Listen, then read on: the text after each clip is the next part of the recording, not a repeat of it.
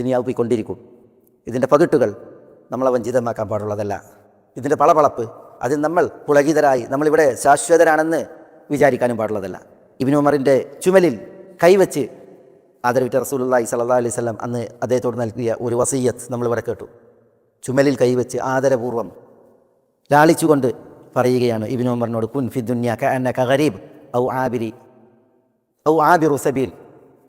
ദുനിയാവിൽ നീ ഒരു യാത്രികനെ പോലെ, ഇത് കടന്നു പോകാനുള്ള ഒരു യാത്രാമാർഗം മാത്രം, ഇതൊരിക്കലും ലക്ഷ്യമല്ല, ലക്ഷ്യത്തിലേക്കുള്ള പ്രയാണത്തിനൊരു വഴിയാണ്. ഇവിടെ നീ കഅന്നക ഗരീബ്, ഒരപരിചിതനെ പോലെ, അല്ലെങ്കിൽ ആബിറു സബീൽ, ഒരു വഴി യാത്രികനെ പോലെ നീ ദുനിയാവിൽ കഴിയണമെന്നാണ്. ദുനിയാവിനോട് പെരുമാറേണ്ടത് അങ്ങനെയാണ്.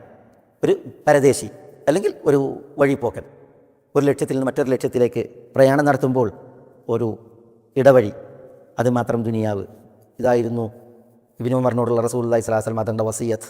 അതങ്ങനെ തിരുദൂതർ നിർവഹിച്ചതിനാൽ, ആ തിരുകരങ്ങൾ അദ്ദേഹത്തിൻ്റെ ചുമലിൽ തട്ടി ഇത് ഉണർത്തപ്പെട്ടതിനാൽ ഇബ്നു ഉമർ പിന്നീട് എപ്പോഴും പറയുമായിരുന്നു എന്നാണ് ആളുകളോട്. ഖാന യഖൂൽ, എന്ത് പറയുമായിരുന്നു?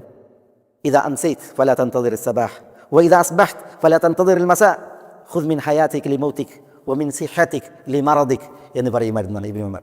നബി സ്വല്ലല്ലാഹു അലൈഹി വസല്ലം തങ്ങളുടെ ഈ ഒരു വശ്യമായ ഹൃദ്യമായ ഓമനിച്ചുള്ള ഉപദേശത്തിൽ അദ്ദേഹത്തിൻ്റെ പ്രതികരണം ലോകരോട്, ഇദാ അംസൈത്, പ്രദോഷത്തിൽ പ്രവേശിച്ചാൽ, ഫലാ തൻതദിരിൽ സബാഹ്, പ്രഭാതത്തെ പ്രതീക്ഷിക്കല്ലേ, വഇദാ അസ്ബഹ്ത്, പ്രഭാതത്തിൽ പ്രവേശിച്ചാൽ, ഫലാ തൻതദിരിൽ മസാ, പ്രദോഷത്തെ പ്രതീക്ഷിക്കല്ലേ, ഖുദ് മിൻ ഹയാതിക്, നീ ഹയാത്തിലാണിപ്പോൾ, ഇവിടെ നീ സ്വീകരിക്ക് നിനക്ക്, ലിമൗതിക്, മരണത്തിലേക്കുള്ള നന്മകളെ, പുണ്യങ്ങളെ, സുഹൃതങ്ങളെ, വമിൻ സിഹതിക്, നീ ഇപ്പോൾ ആരോഗ്യവാനാണ്, നിൻ്റെ ആരോഗ്യാവസ്ഥയിൽ നീ നിനക്കായി സമ്പാദിക്കുക, ലിമറദിക്, രോഗിയായി അവശമായി ശയ്യാവലംബിയായി കിടക്കുമ്പോൾ അവിടത്തേക്ക്, ഇപ്പോൾ നീ ഊർജ്ജസ്വലനാണ്, പക്ഷേ ഈ ഊർജ്ജം അതിനൊരു തുടർച്ച ഉണ്ടാവില്ല, ചിലപ്പം ശയ്യാവലംബിയായി അവശമാകുന്ന അവസ്ഥ വരും.